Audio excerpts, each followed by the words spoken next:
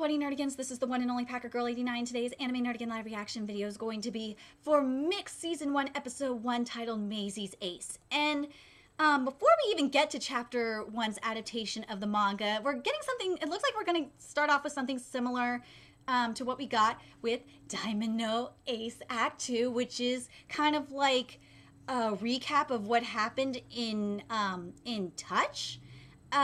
So let's get to this, and based on what I see, I'm gonna see if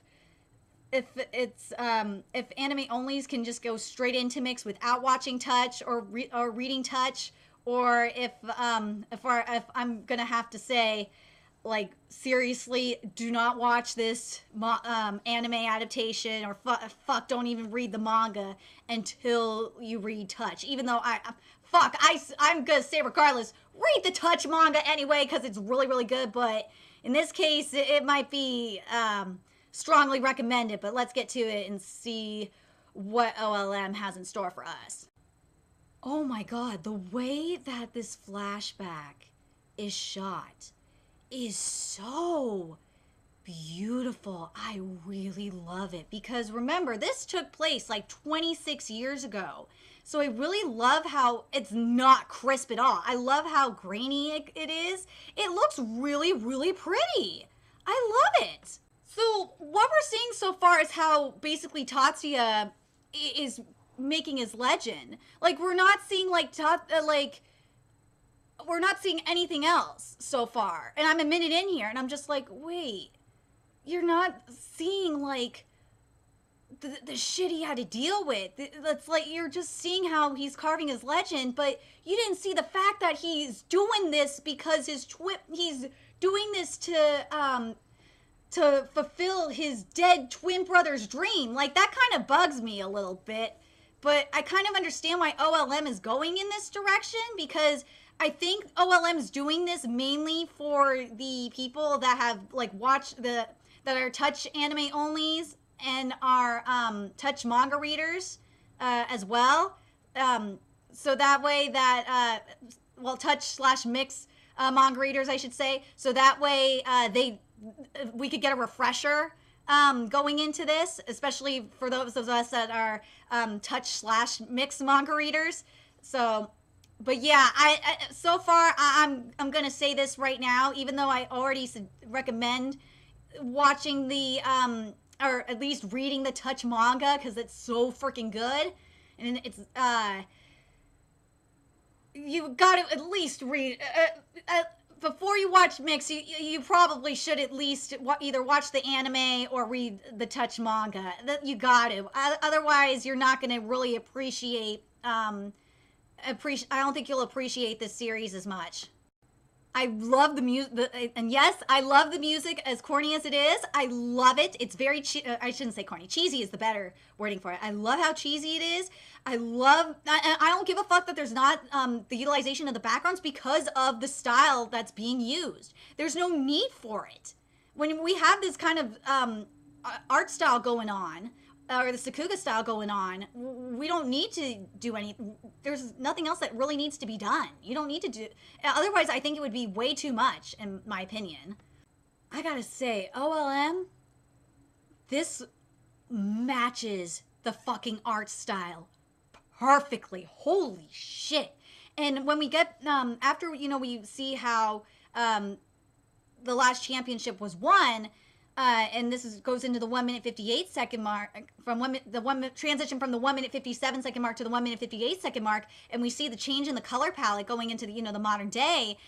It looks real. I love, you can really tell the difference. It looks really nice, OLM. I love how creative we're getting. I love it. It's only been like about 2 minutes in, and we've already gotten some like really good creativity going on here, with this, especially via the recap. I love it. I fucking love it. Ooh, and then at the 2 minute 13 second mark, we go to the narrator saying it's been 30 years since that glorious summer. And it's this beautiful it's this beautiful illustrative art style. This is fantastic. OLM, I love you. This is great. I'm gonna say this right now. This is really, really good for the anime onlys. This is fucking perfect for the anime onlys, and to an extent, it's good for us manga fans too. But it's definitely good for the touch / mix anime onlys. But motherfucker, this animation is gorgeous. Holy shit! Ooh, so now this is the opening song, and if this narration is at the beginning for each part of the opening song, I'm not sure if that's going to be the case. We'll have to wait and see. But this is like a little bit before the 2-minute 30-second mark that it would be at. But oh man, I'm ready for this. Let's get to this opening song. And yes, this is also known as Meisei's story. Before I forget, and I love the effects that we're getting here too, with the horizon, the dawn going into the day. With the Meisei story. Oh god, this is with the title. I mean, it looks really cool. Oh my gosh, this first part is so cool. And we're seeing the sister and the brothers grow up. And in this sequence, it's so fucking cool. And the art style is gorgeous. I love it. God, I love it. Everything is staying within the art style. And it's everything is just adorable right now. I love at the 2-minute 57-second mark, 57-second mark, we see Toma daydream, staring at the pitcher and dreaming about becoming a pitcher because he wants to be a pitcher, but because of that fucking nepotism, he can't be a pitcher. Oh, and I love that. I love when freaking, especially at the 3-minute 7-second mark, 6-second mark, Toma turns. And he's next to Soichiro, and Soichiro's in his batting outfit, and you see Toma walking to the mound. Oh, this artwork is gorgeous. I better be seeing a lot of this shit in this anime. And in regards to the song, I really love how fun and upbeat it is. It's a huge. I would say this is compared to Diamond No Ace.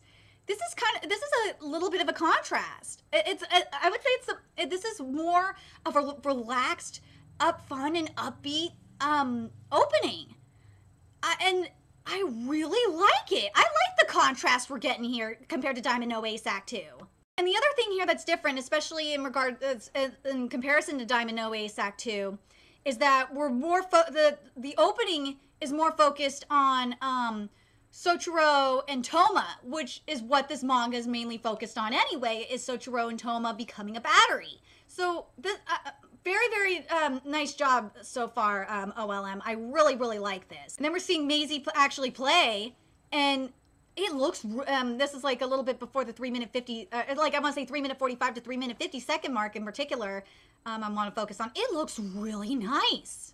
Where the opening song ends is at the 4-minute 12-second mark. And the thing I think I really like the most about it is that I really love this illustrative art style for it. Because what it's doing, especially this opening, what it's doing is it's really telling the story. It is telling the story of what we're in for in this anime, what we're in for from Mix, and I really like that. This is really, really good stuff, OLM. Good shit. I'm really down with this. I hope we get something else I want to mention too before going into this is I hope we get I hope we're going to see diversity in the animation style. I shouldn't say animation style. Wrong word. Art style. I hope we get to see some diversity in it, and I'm hoping we're going to see diversity in the soundtrack as well. And because as much as I like the illustrative art style, and I really do, I want to see more. I want to see a little bit more. I want to see more diversity here because I know OLM can do it. I know they can. But anyway, let's keep going. So from after the opening song to the 6-minute 44-second mark, because at the 6-minute 45-second mark, we get that's where we start chapter 1's adaptation. It's all filler. But the thing that's really nice about this is I really love the narration that we're getting, and we still have that illustrative art style, and it's very, very appropriate. So basically where the music starts is definitely where the opening song starts. The narration is not gonna be a part of it. So based on what we have so far in this episode with the narration now, do I still think that that if you have not read or watched Touch at all, that you could watch this anime and understand what the fuck's going on. To an extent, yes, I think you could, but at the same time, you wouldn't the beginning of this episode wouldn't be as impactful if you didn't understand like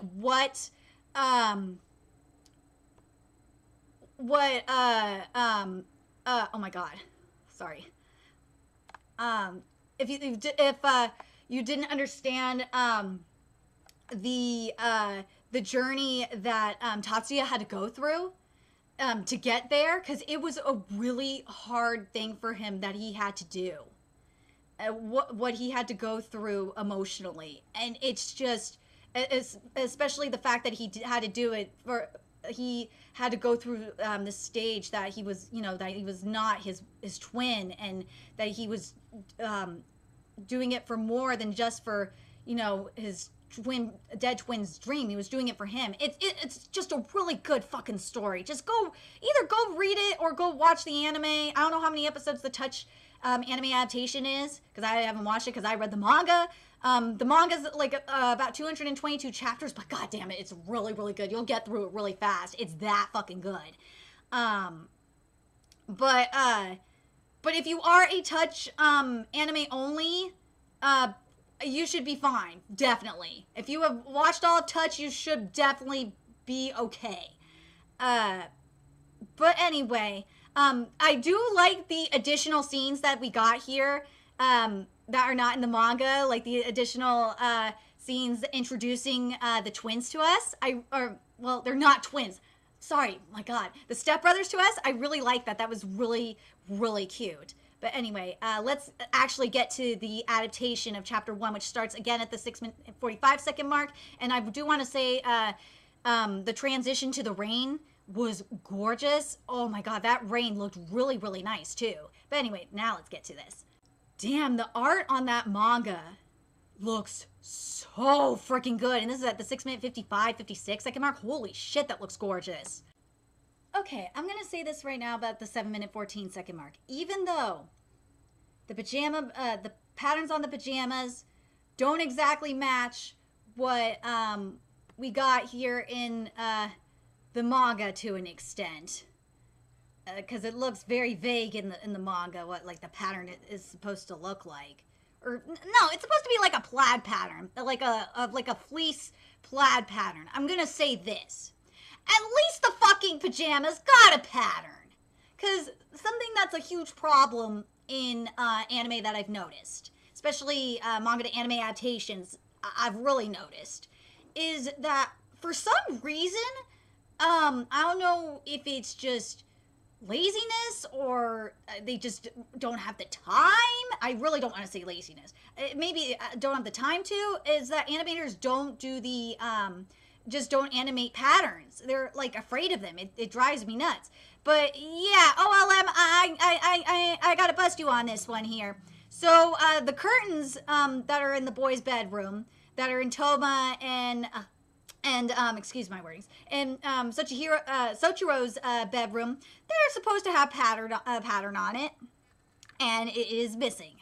And the AC is supposed to be I think it's supposed to be a wee bit smaller than that. That AC looks a little too big. Yeah, that AC looks way too big. Yeah. And there's also supposed to be like curtain or something like on the bed. On Sochihiro's bed.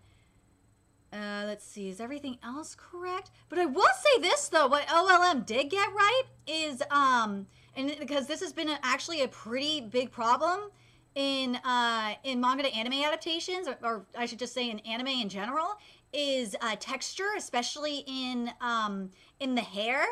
I'm very, very happy with that. They really captured the texture that's in both Toma and Sochihiro's hair. I really, really like it. The parts is correct. Toma's hair looks messy. It looks good. Woo! Ooh, I like the effects, and this is like at the 7-minute, like 20 or 19 through 20, at least through the 22-second mark. I like the effects that introduce the boys. That's really freaking creative, OLM. And I like that the boys have a different color. I love that Toma has green and Sochiro has blue. I love it. I like this. This music here is really eccentric. I think I'm telling you, Mix is gonna be one of these hidden gem manga to anime adaptations. I just know it. I'm liking the extra banter that we're getting with Otomi as well. It's really, really nice. But there's one problem I have to mention with Otomi. And I got a feeling OLM is gonna suffer from this problem as well, and that is consistency. And if you're gonna do patterns for the boys' pajamas, why aren't you doing Otomi's pajamas, which are supposed to be polka dots? But I do like I like that we're adding some little banter here, and I like that the narrator also introduced Otomi. I thought that was very cute. The transition to the breakfast table is fucking cool. This is like at the 8-minute, like 11, 12, 13, 14-second mark. It's like fast forwarding. That's so goddamn cool. And they muted the color palette and just fast forwarded. That's so fucking creative. And as soon as we were at the breakfast table, it's like they press play, and then brighten the color palette up and just continue with the scene. This was really, I gotta say, something that's really nice about this anime so far, and I really hope OLM continues to do this, is the transitions we're getting so far are just freaking spectacular. Because that's one thing that was a problem with Fruits Basket, because TMS Entertainment cut a couple of things. And because they did, the transitions weren't as smooth. And also, it looked like there should have been an opening song in part of Kimetsu no Yaiba in the very beginning, after the first minute. Otherwise the transition would have worked so perfectly for me.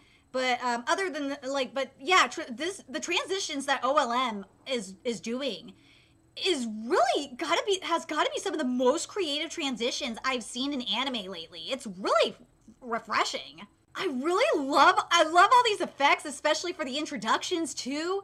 That we got it from Mama and Papa as well. It's freaking cool as hell. And also I gotta point this out. Even though Papa's got his Isuke got a pattern shirt on, it's the wrong pattern. He's supposed to be wearing a striped shirt. Also, Otomi's uniform isn't supposed to be folded. When Papa's supposed to be open, it's supposed to be all unfolded, and he's supposed to be rubbing it. It's supposed to be really, really, really creepy.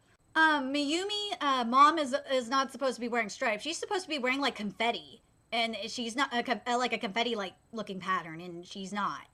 I don't understand why we're changing these patterns up. Again, I'm happy we're getting patterns, but Jesus, OLM, can you please give us the right patterns? I am so happy that we're getting fucking narration. Cause something that was a huge problem for me last season, especially with The Promised Neverland, is the narration was goddamn skipped. And that was fucking dumb. And the narration here is not skipped, and it is pretty goddamn nice. You see, when narration is not skipped, shit works, and it's really freaking nice. And yes, the fourth wall was broken. And the fourth wall was broken at the 9-minute 43-second mark. That motherfucker Daisuke, that son of a bitch. Oh, that's the motherfucker we have the nepotism problem with. Oh, I hate that fucker. At the beginning of this manga. Ugh. Oh my god, I love that the little thing of when we come back from commercial break. That is just so adorable.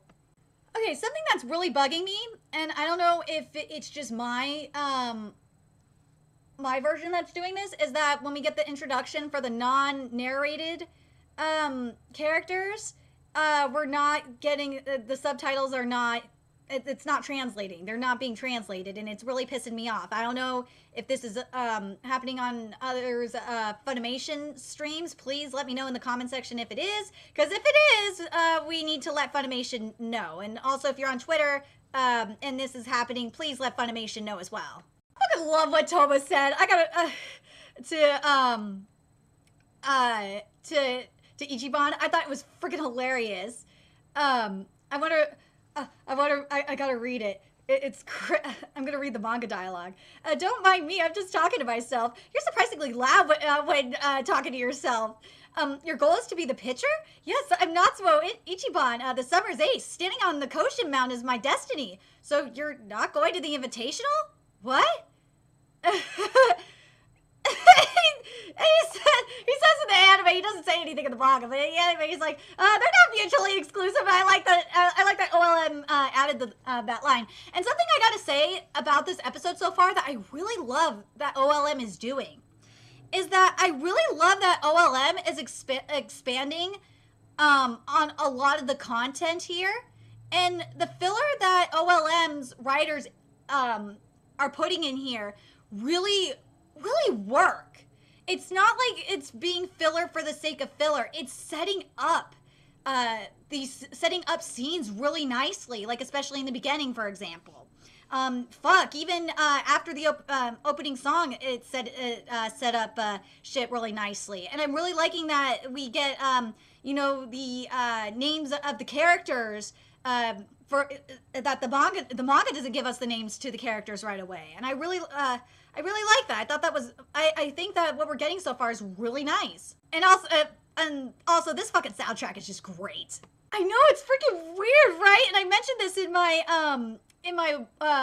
anime watch list video for spring 2019 for Mix, is that they're stepbrothers that are born on the same day, but they're not twins. It's just so fucking weird. It's like, what are the odds of that happening? That your stepbrother was born on the same day as you. It's just so weird. Okay, the thing I gotta say in regards to Natsuno's reaction, even though the facial reaction is perfect, and like everything so far in this episode, like when it comes to facial reactions and stuff, is really nice, but I feel like OLM could do just a little bit more when it comes to backgrounds, especially when it comes to reactions and stuff like that. I don't know if it's just me, but I feel like there's just not enough. I feel like they could push it just a little bit more, push the envelope just a little bit more, take more risks. Because right now, in some respects, they're not playing it safe and they are taking risks, but I really want them to push the envelope just a teeny bit more. Because right now, I really like what they're doing, like especially, for example, I'm gonna, at the 18-minute 33-second mark where I just stopped. Or a second, where we get another transition into the next scene. I freaking love it. The transitions have just been fucking spectacular. I just wish we were getting more risks in regard to like facial expressions and especially like when it comes to the art style of the facial expressions and like the backgrounds and the color palettes, to have the animation, not just the matching, just matching the panel for panel, because OLM has got the art style down. I just want them to go beyond it now, because we're not having a studio period issue here. So I feel like OLM can go beyond beyond the source material in regards to innovation. But anyway, let's get back to finish up this episode here. Again, as I said, I love these fucking transitions, especially like with this fast forward into the next scene where Ichiban is just like flipping the fuck out. But again, the thing, as I said, I wish when Ichiban is like flipping the fuck out, like I wish instead of like the shot of, seeing as beautiful as the scenery is, I want to like feel, because the voice actor is doing a fantastic job. I want to feel the emotion. I want to feel see, or not just feel it from, the voice actor. I want to like see it visually, and not just in the facial expression. I want to see it like more. And I think that's like the only problem I'm having with this anime right now, is that it's just not being visually expressive enough. artistically, I should say. Like when Ichiban's left, like with this half-finished thought, he like you could have had like this really like confusing looking comic book style looking background, being like with the question mark, being like, what the fuck? You could have stayed here and finished your thought. Like it just would have been, it's just driving me nuts that like there's not enough going on here. Oh gosh. Oh my god. Toma's pitches look freaking fantastic. Oh my god. I need more of this. I need more of this. Also, the soundtrack here is just bass as fuck. I really am digging what OLM is doing with the soundtrack. It is freaking fantastic. Okay, I need to make a correction, and this is just shit that happens. It always does. And this is why I love doing live reactions. So, the beginning of this episode, basically I thought it was filler, and this is when the little Tachibanas were playing.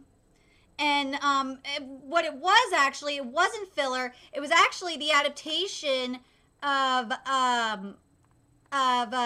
chapter 2, actually. The first portion of the first portion of chapter 2. Let's see.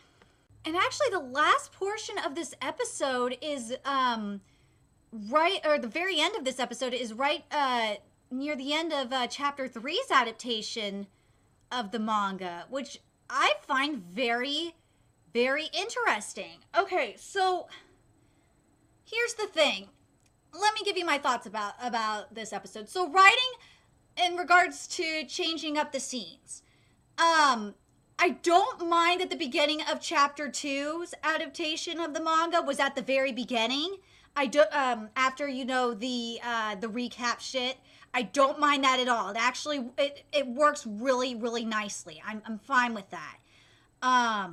But this portion of the manga, like the very end of chapter 3, I do not. I kind of understand why it's here. Because it's tying into the very beginning of the episode, so okay to an extent. I understand. But I feel like that should have been in, really should have been in next week's episode or in the week after. Just give us a little bit of mystery. But what was the other thing I wanted to mention? I'm a little concerned writing wise that we're gonna go all over the place. OLM, you need to keep yourself focused, because some of the stuff that OLM did add, like filler wise, that was actually filler, was really good. I liked a lot of the filler that we did get, like some of the additional bantering and stuff like that. It worked. And I am not opposed to I'm only not opposed to scene changes if it works with the flow of the episode. And in this case, in the first case I mentioned, it definitely did. So I'm just a teeny bit concerned about writing, especially in regards to pacing. Wise, it might get, I'm just a little worried there a couple of things could happen. That one, we could end up down the road where we could be dragging, which I would really hope that this would not happen. I'm hoping we're not going to end up dragging, or we could end up going too fast. We get too Speedy Gonzalez. But I'm hoping that we're going to find a good balance. But anyway, let me get to animation, because you guys heard me say I'm going to make this overall point on where I think the animation needs to go, the direction that OLM needs to go this season. The thing is that OLM has pretty much Adachi's art style down. The characters look the way that they're supposed to look for the most part. You can tell that the Tachibanas are the Tachibanas. You could tell which one is which. So on and so forth. And same with the voice acting. The voice acting is freaking fantastic to boot as well. The only thing that is bugging, the only thing that frustrates me is that like they didn't do some of the patterns correctly, and stuff, which kind of bugs me. But I think the thing that's bugging me though is like, yes, they got the models correct, but the thing that Adachi does, if you look at the manga, is Adachi really utilizes the panels. And I really feel like minus like the transitions and also minus the illustrative scenes and shit like that, and the flashback style animation, I feel like that OLM didn't utilize the animation the way they should have, especially when it came to like the expressive content, and especially in the case of Ichiban, when Ichiban was like flipping the fuck out. I just am so confused on why we're not getting like these like crazy ass or like not getting the red background and like getting like the motherfucker why like because like again, look at the manga and see what Adachi does with how Adachi utilizes the panels. I really want OLM to start doing that and get a little bit more innovative with the animation in regards to when we're seeing characters express emotion and take it to the next level, because I know they can do it, because I've been watching Pokemon marathon on Twitch, and I'm seeing the OLM versions of it, which are like Diamond and Pearl and Black and White, and I know their animation is really good. They can do really good shit, so it's just kind of frustrating me. The other thing I want to mention that kind of does make up for what made up for the animation, at least for me, innovative wise, is the soundtrack. The soundtrack is just so freaking good. I love this soundtrack. It fits this series perfectly, because the thing is, the difference between like this series and Diamond No Ace is this series is a little bit more laid back. It's whereas like Diamond and No Ace is a little bit more like, especially when it comes to like their banters and stuff, they're a lot more extreme, especially with the reactions. So I kind of like that we have that contrast. But I'm very curious what especially mixed manga readers, what you guys thought of this episode. Do you guys think that OLM is kind of holding back a little bit, especially when it comes to expressions?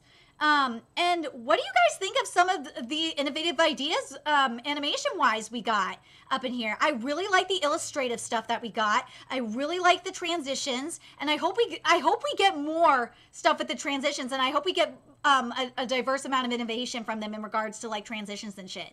Anyway, let me know your thoughts in the comment section below, and remember to like, comment, share, and subscribe to Nerdigans Inc. if you love what I'm doing. I want to help keep this channel alive so I can keep bringing you more mixed content. There's a few ways you could do that. You could donate to my PayPal, Patreon, GoFundMe, purchase something off my Amazon wishlist. All that's in the description box below. Also, make sure you follow me on Twitter, Twitch, Facebook, find me on PlayStation Network. That's in the description box below as well. Till next time, Nerdigans, I will be seeing you later. Bye.